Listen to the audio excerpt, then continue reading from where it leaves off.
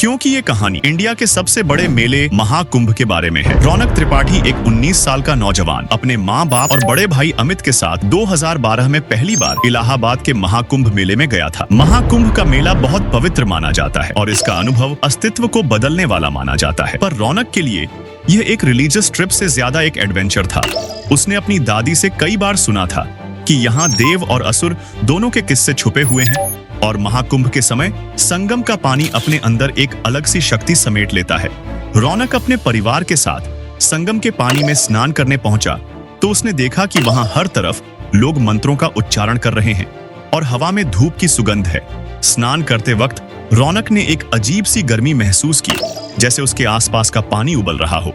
उसने बात अपने भाई अमित को बताई, लेकिन अमित ने हंस के बोला, यह तेरी इमेजिनेशन है।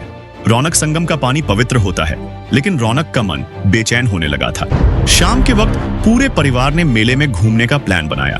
हर तरफ साधु और संतों की भीड़ थी। महाकुंभ के पूरे मेले में काफी बड़े स्टॉल्स लगे हुए थे। तभी रौनक की नजर एक अलग से दिखने वाले साधु पर पड़ी, जो एक कोने में बैठा था। उसका चेहरा आसमान की तरफ था, आंखें सफेद जैसे दूध की हो और उसके होंठ कुछ अनजान शब्दों का जाप कर रहे थे। रौनक एकदम से उसकी तरफ खींचा चला गया। रौनक ने अमित से कहा, अमित चलो देखते हैं यह बाबा क्या कर रहा है।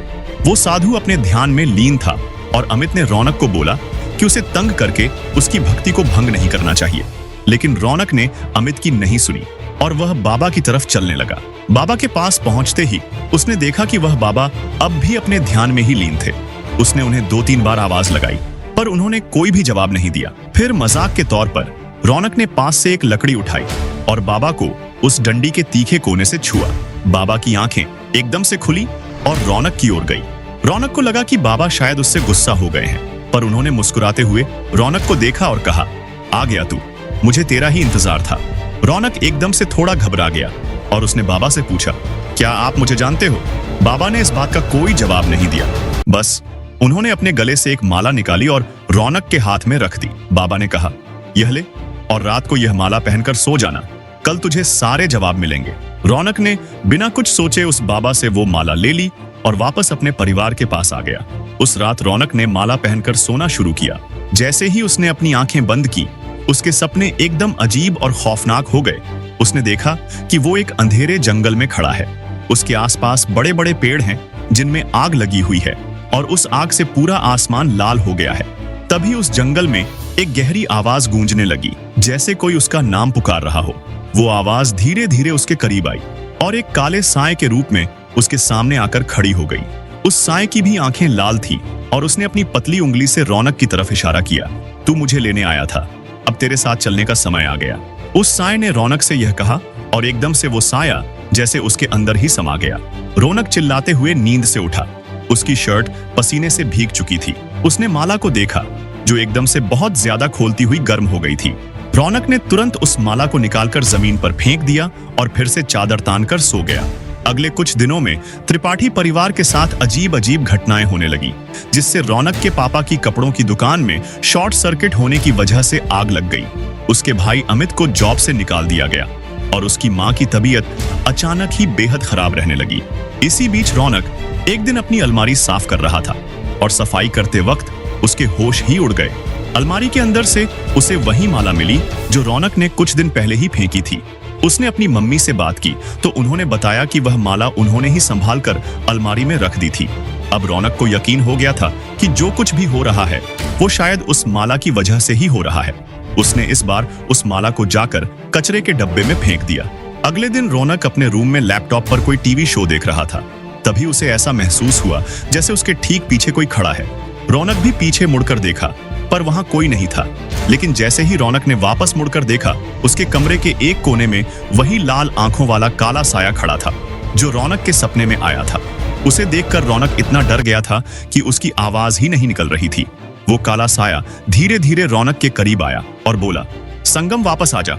रौनक चिल्लाते हुए अपने भाई के रूम में भागा और घबराते हुए अमित से बोला, अमित वो साया वापस आ गया है और वो मुझे संगम बुला रहा है। अमित को रौनक की बात समझ नहीं आई। उसने उसे समझाया कि यह सब रौनक का वहम है और वो उसे कल सुबह मंदिर ले जाएगा, जिससे शायद उसका डर दूर हो जाएगा।